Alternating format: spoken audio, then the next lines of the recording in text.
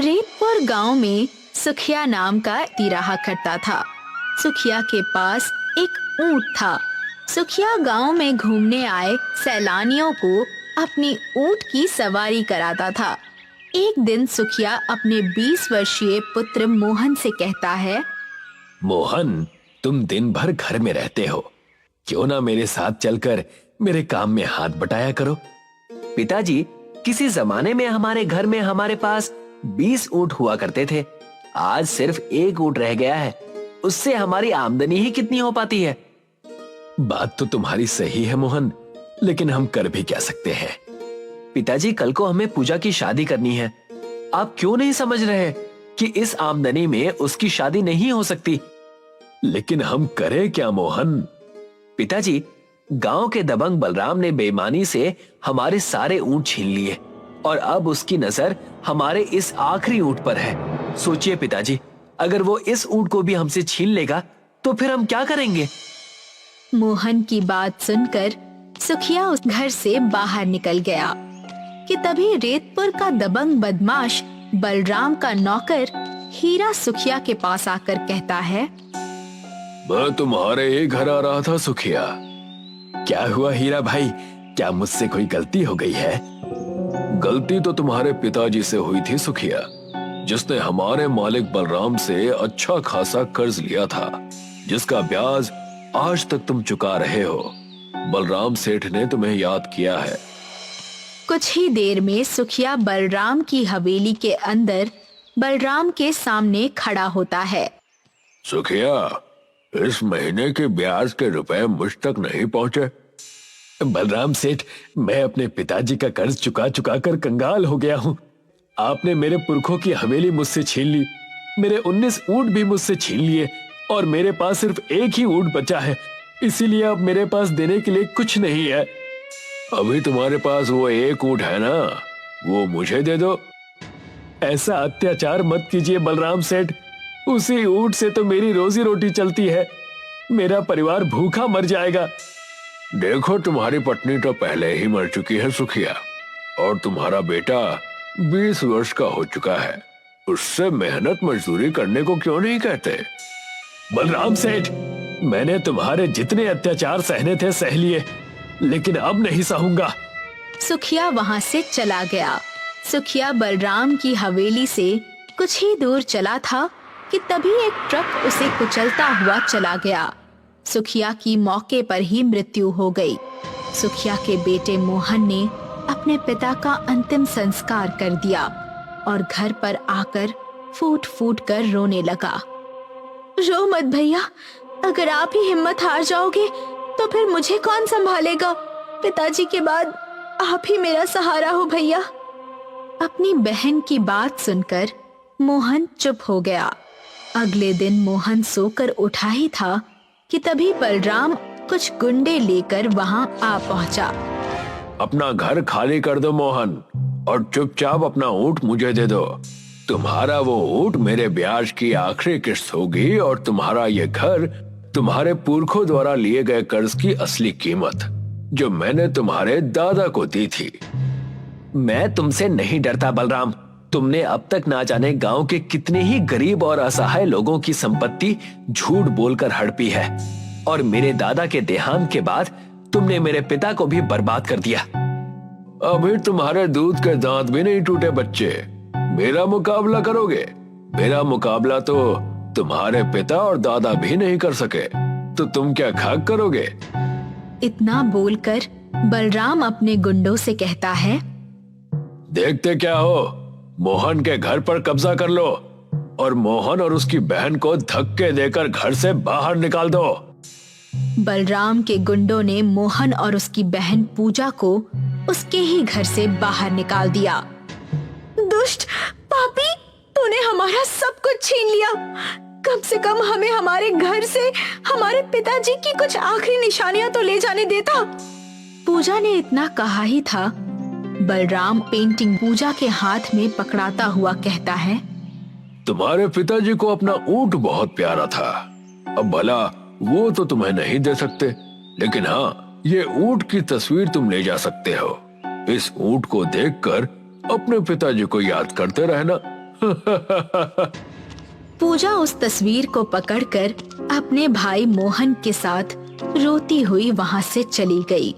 वो दोनों गांव की सीमा पर पहुंचे ही थे कि तभी गांव के मुखिया ने उन दोनों को रोक लिया।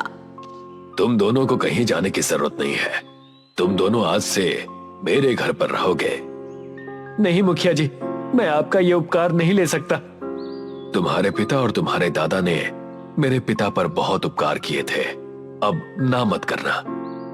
मुखिया मोहन और पूजा को अपने घर पर लेकर आ गया। रात में पूजा अपने पिता को याद करके रो रही थी कि तभी उसके कानों में एक ऊंट की आवाज टकराई।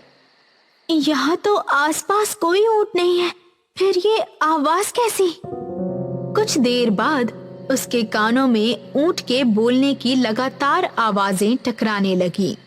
पूजा ने देखा कि वो आवाजें तस्वीर के अंदर से आ रही थीं। पूजा ने जैसे ही उस तस्वीर को देखा तो वो हीरे का ऊंट तस्वीर के अंदर एक रेगिस्तान में चला जा रहा था। पूजा अपने भाई मोहन को बाहर बुलाकर लाती है। क्या हुआ पूजा? भैया ये देखिए, इस तस्वीर में हीरे का ऊंट चल रहा था और बोल भी रहा था। मोहन उस तस्वीर को गौर से देखने लगा। जैसे ही मोहन ने उस तस्वीर में बने हीरे के ऊंट को हाथ लगाया, अचानक वो हीरे का ऊंट तस्वीर से बाहर निकल आया। ये देखकर पूजा और मोहन की आंखें आश्चर्य से फटी की फटी रह गईं। मुझे देखकर आश्चर्य करने की जरूरत नहीं है।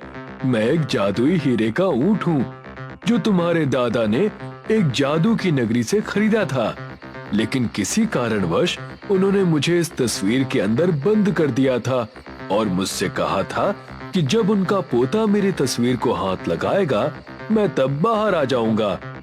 इस दृश्य को मुखिया भी देख रहा था।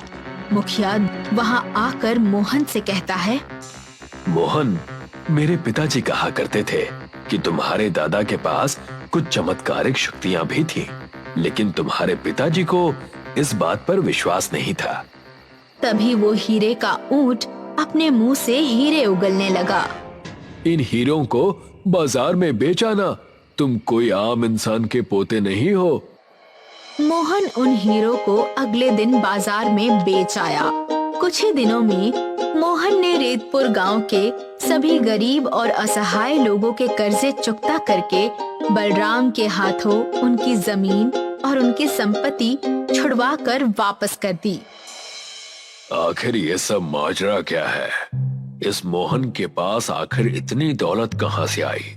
मैंने तो उसे और उसके बाप को कंगाल कर दिया था। बलराम सेठ, पूरे रेतपुर गांव में चर्चा है कि मोहन के पास एक हीरे का ऊंट है। जब से वो हीरे का ऊंट मोहन के पास आया है, सुना है उसके हीरे का ऊंट अपने मुंह से हीरे उगलता है। विश्वास तो मुझे भी नहीं था। मोहन भी अपने पिता की तरह मूर्ख है।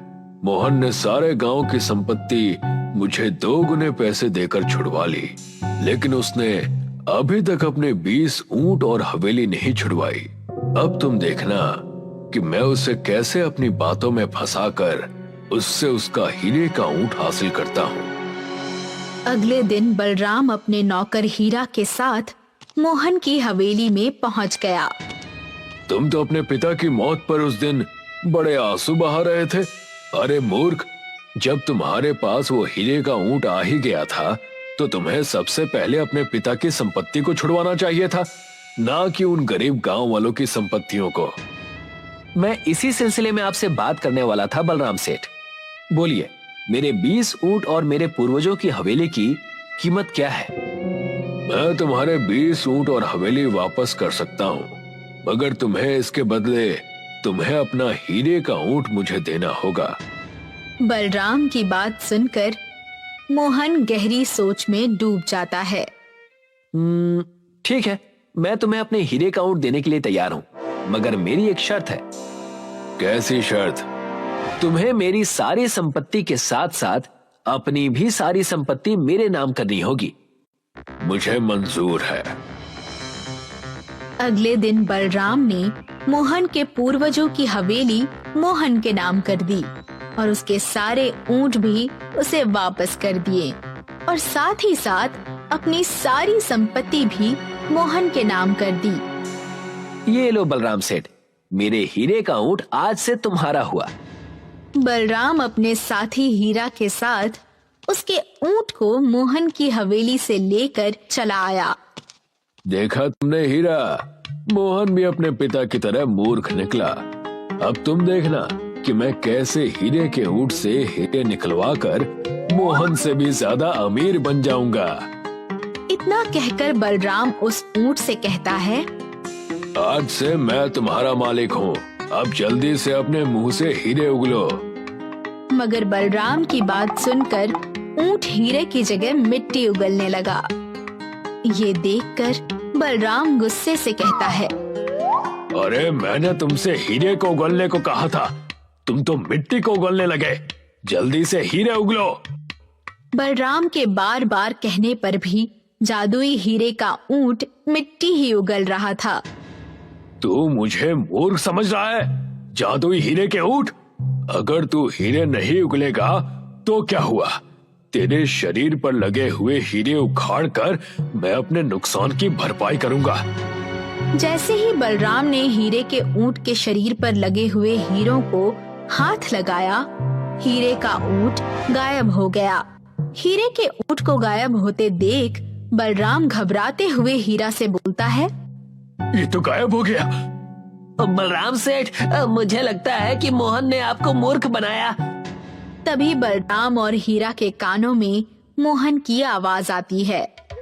अब ये बलराम सेठ नहीं बल्कि भिखारी हो गए हैं। ये सब क्या है मोहन? वो हीरे का ऊंट कहाँ गया? उस हीरे के ऊंट को जहाँ जाना था वो चला गया। इतना कहकर मोहन वही तस्वीर बलराम को दिखाने लगा। उस तस्वीर में वही हीरे के ऊंट का चित्र बना हुआ था। जिस जादुई हीरे के ऊंट को तुम अपनी सारी संपत्ति और पैसा देकर मुझसे ले गए थे, वो जादुई हीरे का ऊंट मेरे दादाजी ने जादुई नगरी से खरीदा था। जब वो ऊंट इस तस्वीर से बाहर आया था, तब उसने मुझे बताया था कि मेरे दादा ने तुमसे कोई कर्ज नहीं लिया था। तुमने मेरे पिताजी से झूठ बोला था और इसी जादुई हीरे के ऊंट ने तुम्हें बर्बाद करने के लिए मुझे तरकीब भी बताई थी।